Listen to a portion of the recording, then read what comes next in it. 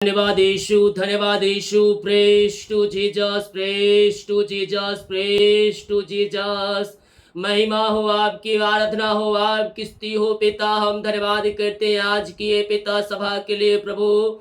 आज जो वचन दिया जाएगा पिता, उस वचन के द्वारा पिता हर एक भाई बहन आशीष हो जाए पिता, और सारे कामों के ऊपर हर एक व्यक्तियों के जीवन में आपकी आशीष स्वर्ग से उतरने पाए। हर एक रास्ते ओपन हो जाए वचन के माध्यम से, हर एक का जीवन आशीषों से भरपूर हो जाए पिता। आज के दिन के लिए हम धन्यवाद करते हैं पिता। फास्टिंग प्रार्थना के साथ नए महीने में आपने हमें प्रवेश दिलाया, हम धन्यवाद करते हैं। हर एक भाई बहनों को, हर एक उपस्थित जनों को हम आपके नाम से आशीष की घोषणा करते हैं।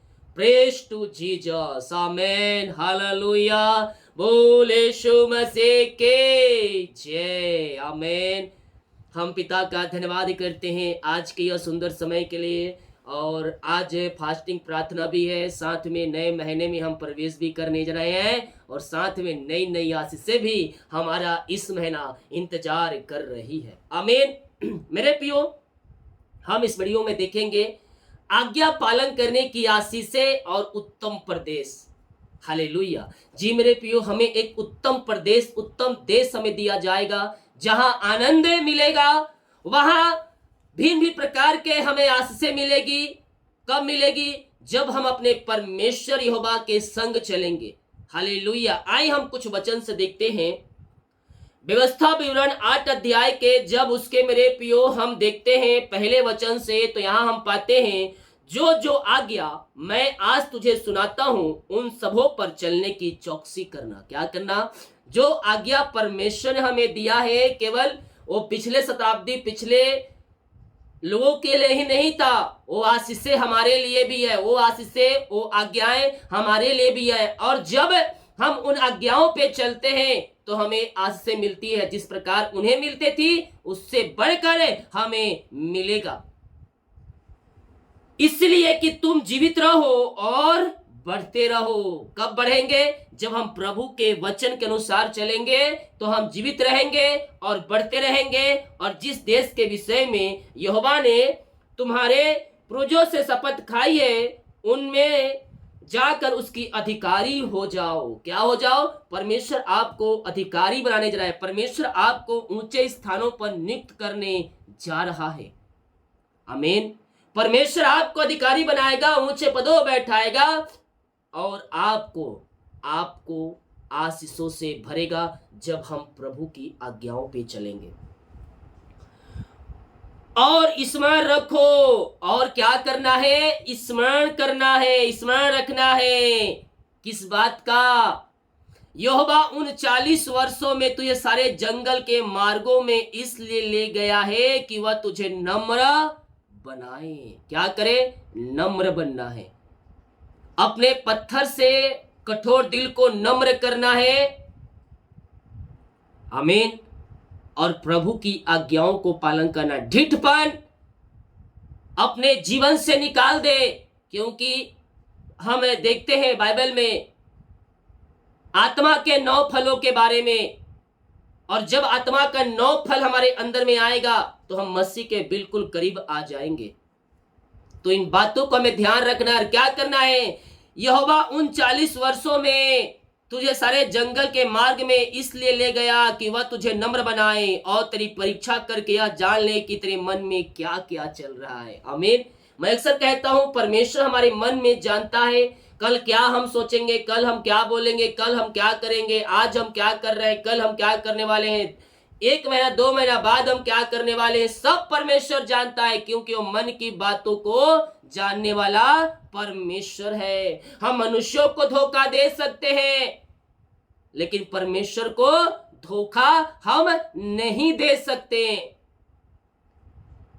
यह जान ले, तेरी परीक्षा करके, परमेश्वर परीक्षा भी करता है कि तेरे मन में क्या क्या चल रहा है। इसीलिए परीक्षाओं में स्थिर रहें, और जब हम परीक्षाओं में स्थिर रहेंगे अर्थात विश्वास योग बने रहेंगे, तो आशीषें हमारे पीछे पीछे आएगी। दुखों में, संकटों में, परेशानियों में, कष्टों में हम परमेश्वर को थामे रहने वाले हो जाएं। यह तब कहता है, परीक्षा करके यह जान ले कि तेरे मन में क्या क्या है और कि तू उसकी आज्ञाओं का पालन करेगा या नहीं। कि तू आज्ञाओं को पालन करेगा या नहीं वो भी परमेश्वर जान लेगा। अभी आप है, अभी आप क्या सोच रहे हैं और 2 दिन बाद क्या करने वाले हैं, आज्ञा का पालन करने वाले हैं। बहुत से लोग परमेश्वर से क्या बोलते हैं कि मैं ऐसा करूंगा, प्रभु जी नौकरी लग जाए तो मैं अपनी कमाई का 10वां दूंगा, नौकरी लग जाए तो मैं पहला क्या दूंगा, कमाई दूंगा, पहली सैलरी में प्रभु के कार्यों के दूंगा, ये काम हो जाए तो मैं ये दूंगा। लेकिन जब उनके काम सफल हो जाते हैं भैया, वो कहां पास्टर को पूछने वाले हैं, वो कहां प्रभु को पूछने वाले हैं, वो कहां प्रभु के कार्यों के लिए आगे आने वाले हैं। हालेलुया, प्रेज टू जीसस, आमीन। काम सफल हो जाए तो प्रभु के लिए जो हम किए करने वाले थे उसे हम पूरा करें। प्रभु हमें और भी अपनी आशीषों से हमें भरेगा। तो कहता है कि तू उसकी आज्ञाओं का पालन करेगा या नहीं, वो सब परमेश्वर पहले से जानता है। इसीलिए वह आपके परीक्षा करता है कि तेरे मन में क्या क्या चल रहा है, और तेरे जीवन में जब आशीषें आएगी तब तू कैसा करेगा परमेश्वर के साथ। जब हमारे जीवन में दुख आएगी तब तू क्या करेगा, तब तू कैसे रहेगा। जब खुशहाली आएगी तब तू परमेश्वर के साथ रिश्ता क्या रहेगा। उस सारे विषयों के बारे में परमेश्वर छानबीन करता है। इसीलिए हर एक परिस्थितियों में, अक्सर कहता हूं, हर एक परिस्थितियों में प्रभु पर भरोसा रखने वाले बन जाए। उसने तुझे को नम्र बनाया और भूखा भी होने दिया। फिर वह मन्ना जिसे ना तू और ना तेरे पुरखा ही जानते थे वही तुझको खिलाया, इसलिए कि वह तुझको सिखाए कि मनुष्य केवल रोटी से नहीं जीवित रहता, परंतु जो जो वचन यहोवा के मुंह से निकलता है उनसे भी वह जीवित रहता है। आमीन। ये पद को जब हम पाते हैं तो यीशु ने शैतान के सामने भी कहा था, जब यीशु की परीक्षा हुई थी, जब इब्लिस कहता है कि अगर तू सचमुच परमेश्वर का पुत्र है तो ये पत्थर से कह दे कि ये रोटी बन जाए, तब यीशु क्या कहते हैं इब्लिस से कि लिखा है मनुष्य केवल रोटी से नहीं बल्कि उस हर एक वचन से जीवित रहेगा जो परमेश्वर के मुंह से निकलता है। Hallelujah, praise to Jesus. हर रोज आप नाश्ता करते हो कितने बजे, 12 बजे, 10 बजे, 11 बजे नाश्ता कर रहे हो मॉर्निंग में। खाना आप लेट में खा रहे हो, 2 बजे 3 बजे खा रहे हो। लेकिन जिस दिन आपका फास्टिंग रहेगा उस दिन सुबह आपको 8 बजे ही क्या लग जाएगा, भूख लग जाएगा। ये क्या होता है, शैतान के द्वारा आपके अंदर एक लालच उत्पन्न करते रहता है। और जिस दिन आप उपवास रहेंगे उसी दिन क्या बनेगा, अच्छे अच्छे खाने को आपको देखने को मिलेगा, खाने का मन करेगा। ये सब शैतान के द्वारा भेजी हुई एक चाल है। हालेलुया। और इस पर हम जय पा सकते हैं उसे हम छिड़का कर।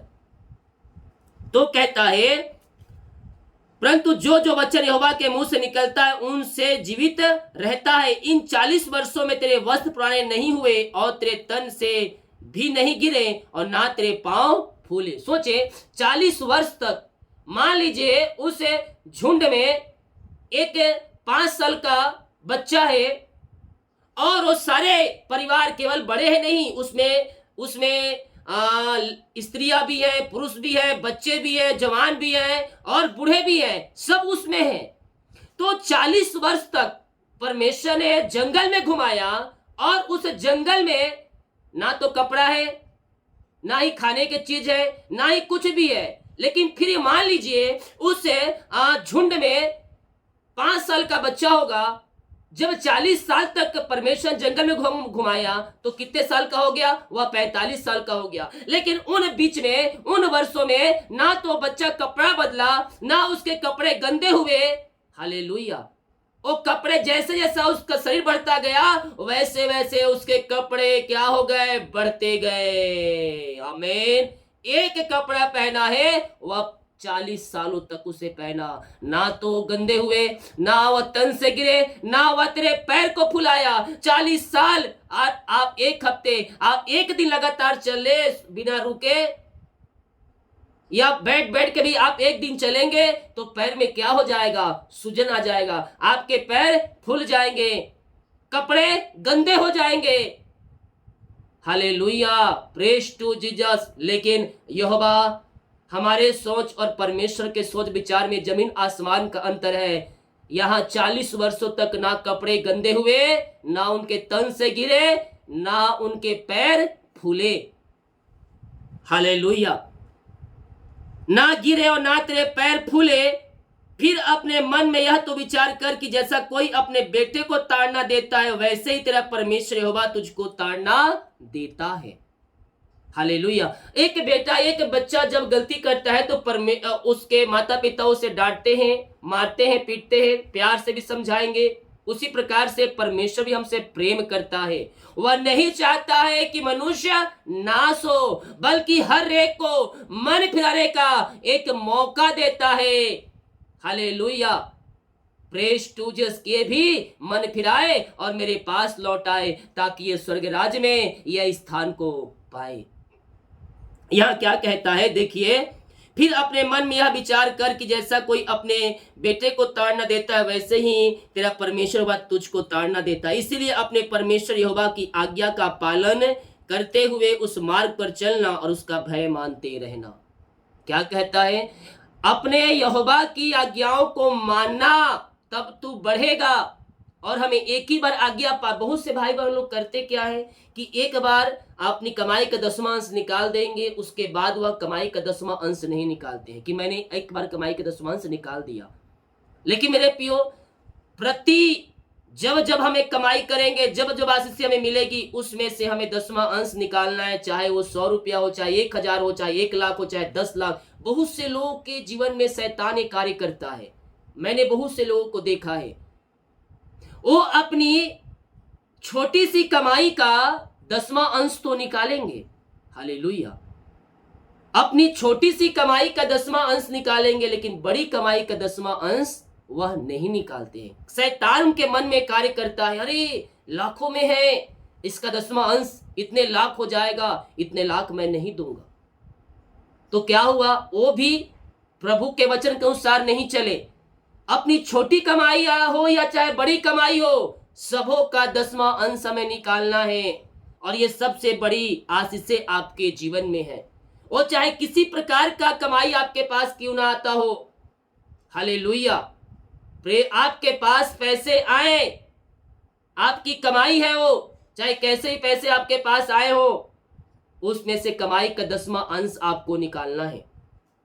आप क्या कहता है यहां वचन देखिए, फिर अपने मन में यह विचार कर कि इसलिए अपने परमेश्वर यहोवा की आज्ञा का पालन करते हुए उसके मार्गों पर चलना और उसका भय मानते रहना। हमें हर रोज प्रतिदिन हमें प्रभु की आज्ञाओं को पालन करना है मेरे प्रियो। और मैं धन्यवाद करता हूं सारे भाई बहनों की जो प्रभु की आज्ञा के वचन के अनुसार चल रहे हैं। निश्चित तौर पर प्रतिफल उन्हें मिलेगा। बहुत से भाई बहन लोग हैं जो बिजनेस करते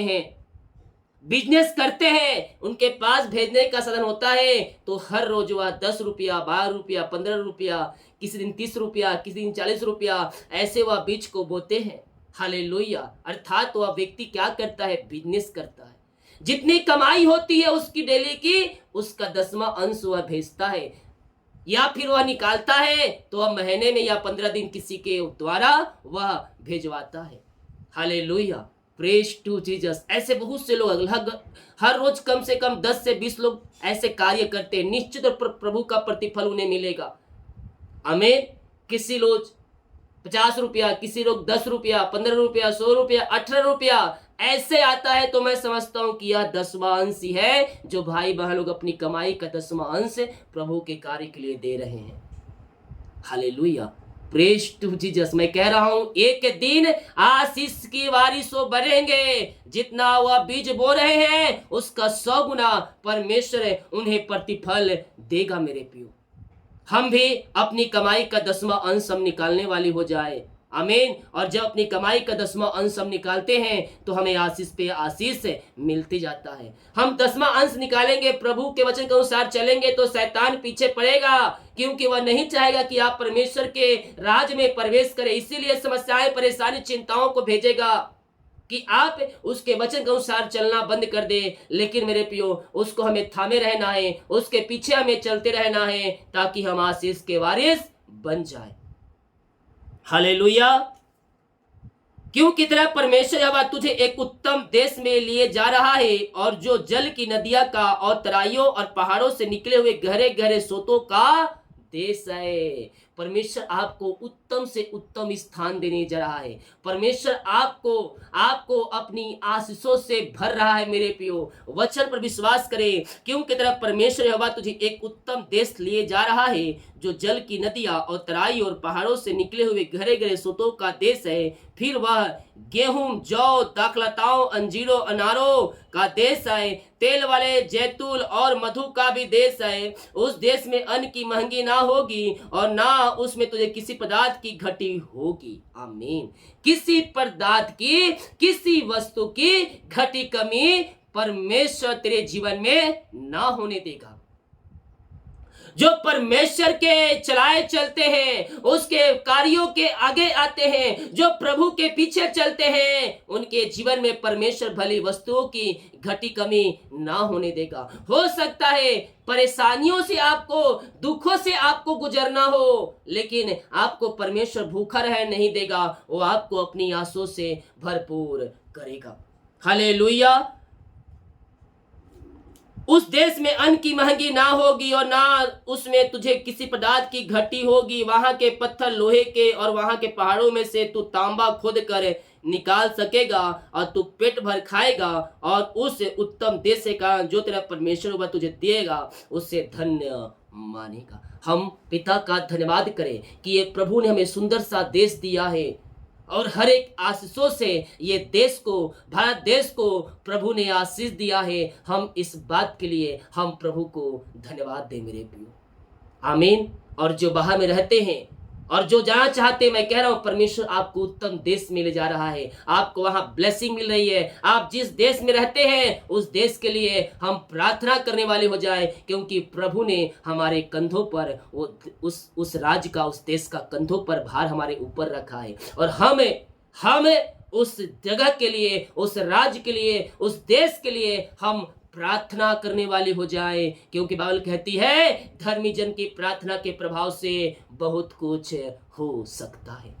आमीन। और यहाँ जो वचन कहता है मेरे प्रियो, उसके द्वारा हम निश्चित तौर पर हम आशीषों को पाएंगे। जब हम उसके वचन के चलेंगे, तो वचन कहता है जो जो आज्ञा मैं तुझे सुनाता हूँ, उन सबों पर चलने की चौकसी करना, तब तू बढ़ता चला जाएगा, और परमेश्वर तुझे अपनी आंसू से भरता चला जाएगा। हम पिता का धन्यवाद करें सुंदर वचन के लिए। प्रभु जी, आपने हमें यह आशीष वचन दिया है। प्रभु, आप हमें उत्तम से उत्तम स्थानों पर ले जाने जा रहे हैं पिता। ओ पिता, हम धन्यवाद करते हैं खुदा, आज के उपास प्रार्थना के लिए पिता हम आपका धन्यवाद करते हैं। प्रभु, आज के वचन के लिए हम धन्यवाद करते हैं। ये नया महीने में नई आस से नई वचन आपने हमारे जीवन में दे दिया, हम इस बात के लिए धन्यवाद करते हैं। प्रभु, जितने लोग इस प्रार्थना को देख रहे, सुन रहे पिता, हर एक को मैं आपके नाम से ब्लेस करता हूं पिता।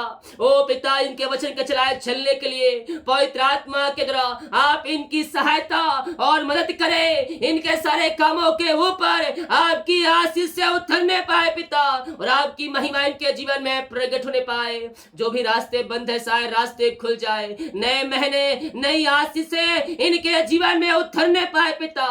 इनका घर, इनका परिवार, इनका नौकरी, इनका बिजनेस, सब में आशीष से उतरने पाए आपके नाम से। ऐसे आशीष से पिता आपने इनके जीवन में दे दिया, हम धन्यवाद करते हैं। यह वचन के द्वारा इन सबों को अपनी आंसुओं से भरपूर करे। जितने लोगों पास में रुके हैं पिता, उन सबों को अपनी आंसुओं से भरपूर करे पिता। ये नया महीना आपने दिया, नई आंसुओं से भर जाए पिता। हर एक को अपनी आंसुओं से भर दे पिता, और अपनी महिमा के लिए उपयोग करे। ये नया महीने, पूरे महीने पिता अपने पंखों की आड़ में छुपाए रखे, अपने दिल डोल में आगे बढ़ाए, आने जाने में सहायता करे, यात्राओं में सुरक्षा प्रदान करे पिता, और हर एक को अपनी आंसुओं से भरपूर करे। ऐसे आशीष आपने दे दिया, धन्यवाद करते हैं। प्रार्थना सुना, धन्यवाद। यीशु के पिताजी आशीष मांगते हैं, सुंदर आज ग्रहण कर ले पिता। आमीन। बोल यीशु मसीह के जय। हालेलुया। सुबह का मॉर्निंग का प्रार्थना 5 बजे पोस्ट हो गया है, 6 बजे प्रॉमिस वचन मंथली पोस्ट हो गया है, तो उसे भी देख के और अपने जीवन में ब्लेसिंग को रिसीव कीजिए। सभी को जय मसीह की। God bless you all. आमीन।